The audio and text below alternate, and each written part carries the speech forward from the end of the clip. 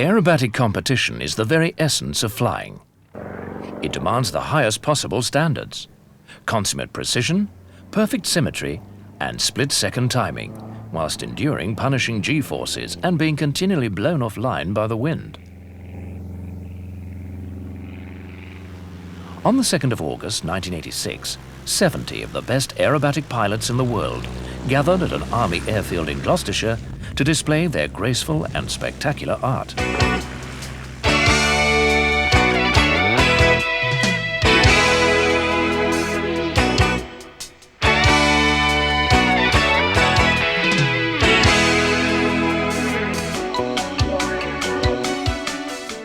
Welcome to the Volkswagen World Aerobatics Championships at South Cerney near Cirencester, sponsored by Volkswagen, who stepped in at the last minute to keep this year's event in Britain.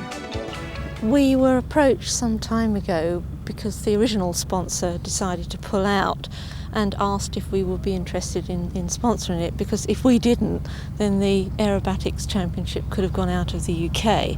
And in view of that, we decided that, yes, it was a good link with Volkswagen, so we would sponsor it and keep it here in the UK. It's obviously very important for the country to hold something as such as a World Aerobatics Championships. It's not very particularly well recognised by a lot of people, but it is extremely important. It hasn't been held in this country for 17 years, and it almost wasn't held in the country this time. This was the ideal vehicle for Volkswagen to be seen to be associated with technology, sport, reliability, adventure, fun and people. And I thought it was just right for Volkswagen. The two-week competition, which was also a major fundraising event for the RAF Benevolent Fund, was open to the public and due to end with an impressive air display. But on the day of the opening ceremony, the British weather showed its less attractive side.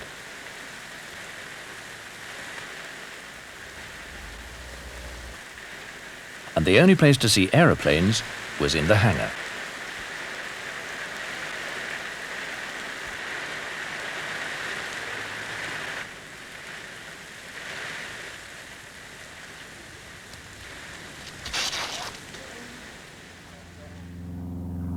As the first week progressed, though, the weather cleared and competition flying began.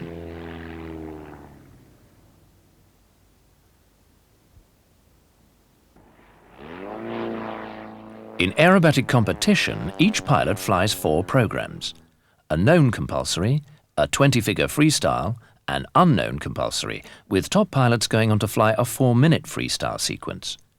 Each routine must be performed within a 1,000-metre cube of airspace, which is 100 metres above the ground. Any pilot who strays outside this box incurs a penalty, an eventuality monitored by a number of line judges. To one side of the box, in this case in the middle of a cornfield, an international panel of judges watch events and award marks for each individual manoeuvre. The scores are then collected and, together with any line penalties, are taken to be computed into a final score. So what are the judges actually looking for? It's artistry and discipline that provide the high scores, and the ability to follow the manoeuvres accurately according to a set of predetermined rules for each of the manoeuvres that the pilots fly. What you're looking for with it varies from manoeuvre to manoeuvre. You're looking for good horizontal lines between the manoeuvres, good verticals, nice smooth loops, and with the rolls that they're not wobbly and things. A good performance is really flying round loops, 45-degree lines and verticals accurately, irrespective of the wind. So we're looking for the aircraft to fly the figures as we've drawn them on a little tiny card that's set in front of the pilot in the cockpit. We have a copy of it on the judging line, and it's a matter of can he fly that shape in the sky. This is in fact the shorthand, the Arresti shorthand, that is used both by judges and pilots, the pilots to fly and the judges to judge. Just let's go through a couple of the manoeuvres. The dotted line here means that the aircraft is entering the sequence upside down, inverted. Pushes to the vertical. That little triangle on its side with a dash is a half positive snap. That's a vertical stall condition, and we look for a vertical exit from the snap and a positive flyaway on the top. The second manoeuvre is a simple one-turn spin with a negative exit. In other words, negative meaning he leaves upside down. So all the hieroglyphics represent very specific maneuvers that the pilots have to fly. It is a system which is used throughout the world. So if a Russian and an American, for example, are talking about aerobatic and they are talking about a maneuver, they are talking about the same maneuver.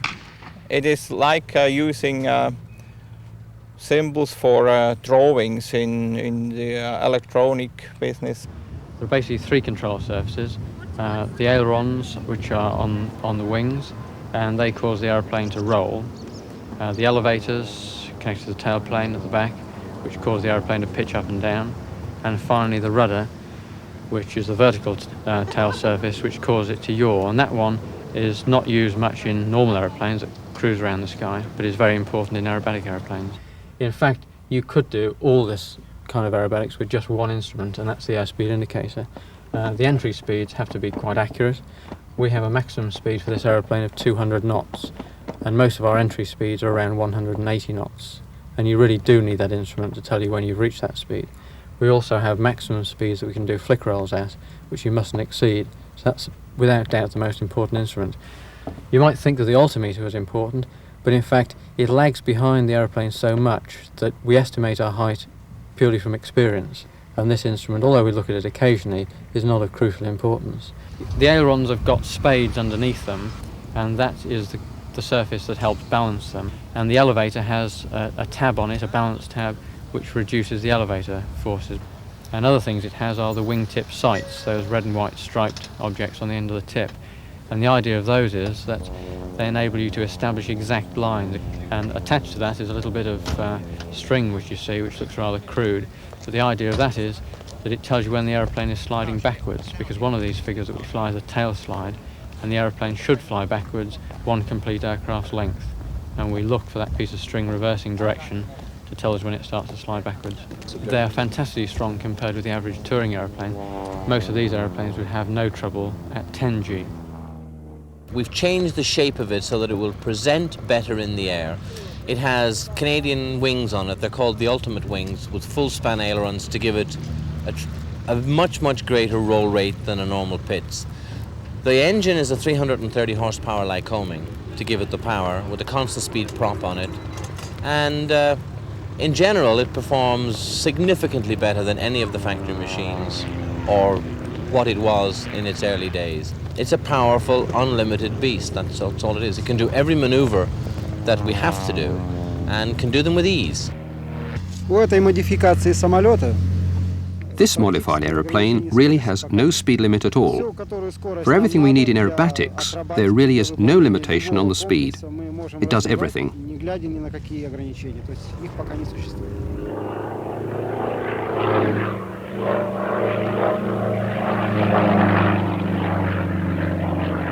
The aircraft type is fairly important because the monoplanes are easier to judge. They move more slowly, and it's easier to describe the accurate angles they're flying. With the biplane, which is a small little ball, it's very awkward to be sure that it's exactly 90 degrees. It can be 5 degrees under and over. So as a judge, you have to mark down a little if you're not sure, whereas with a monoplane, it's very clear. The top level speed, straight and level, is 215 miles an hour, which is quite fast for a biplane. And I can outrun most of the single-wing airplanes here at the contest. And I've tried to get the airplane to present well to the judges, like some of the monoplane airplanes do, which are becoming quite popular, and have rolled the performance and some of the good qualities of the biplane into the looks and aesthetics of the monoplane while it flies into the solution. So I feel it's the best combination that I came up with, hence Week's solution. A lot of people are realizing now, I think, that the mid-wing design like this is really the answer, because it looks so clean in the air. It just looks like a cross in the sky.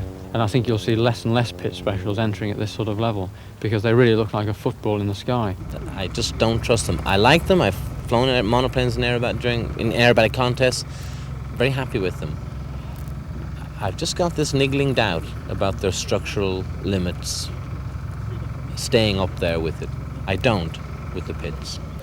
Power and special design has a tremendous effect on the way that the performance can be affected. But the key thing is that the pilots have ability to match or exceed their aircraft. That is the way that they will really perform to the top standards. Это новый самолет для нас. Мы недавно начали на нем летать, наша женская команда. Мужчины начали еще. We haven't had very much flying on this. The men in our team have been flying it for about 3 years now. But we have only been practicing with it for these championships. I like it. It's a new plane for us. It flies well, and I think we should be able to do something with it with more practice. Очень легкий в управлении. И мне кажется, если побольше на нем полетать.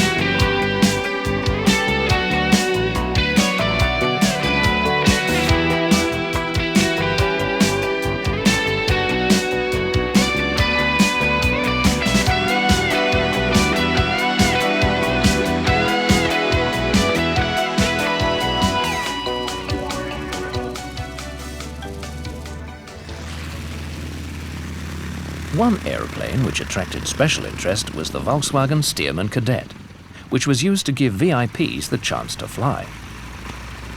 On the second Wednesday of the championships, Volkswagen received a rather special guest.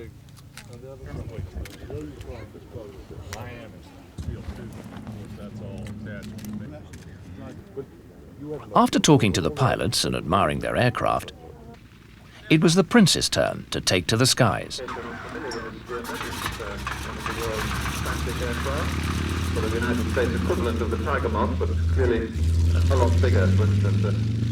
This Stearman is a rare example with its fully enclosed cockpit. Originally, about 10,000 were built in America between the wars as basic trainers. Post-war saw many converted for crop spraying. This one has the upgraded 400 horsepower Pratt & Whitney engine. The Prince, who obviously enjoyed his flight, landed back just in time for lunch with Volkswagen. Elsewhere at South Cerney, the organisers pondered the problem of the weather, which had been unsuitable for competition flying for a number of days.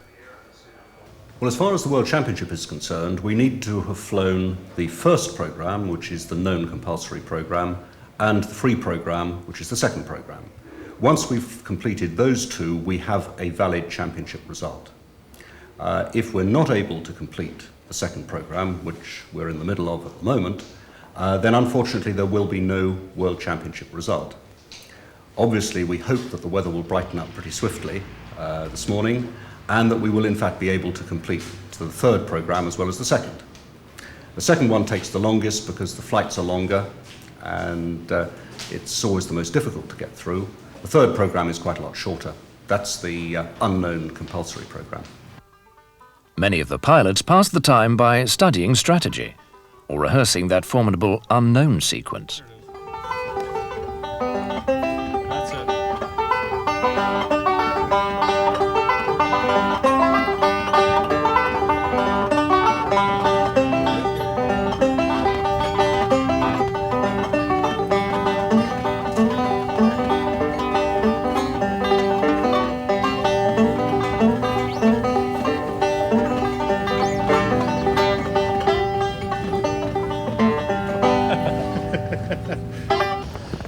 At that point, sitting there waiting to take off, almost nothing. The nerves come long before that, maybe an hour and a half, 2 hours before that.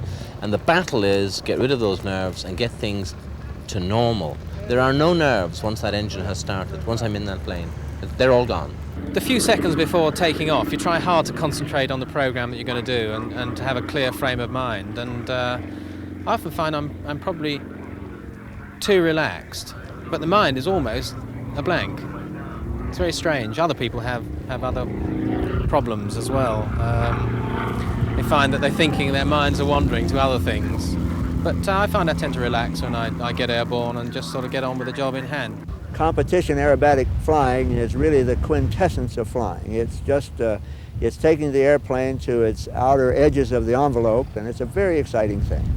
And it's exciting to me because I still feel that I can be competitive at age 60, and you can't do that with many other sporting events. To me, it's always been a challenge with myself, not necessarily how I stack up with other people. If I fly well, I feel well, and it's a lot of fun. It's a great thrill in flying, and of course, coming to these competitions, we get to see friends from all over the world, and the people are quite a bit interesting. Despite the weather problems, the competition finally reached the end of the third program. It had been a safe and successful contest, fought in a genuinely international sporting spirit.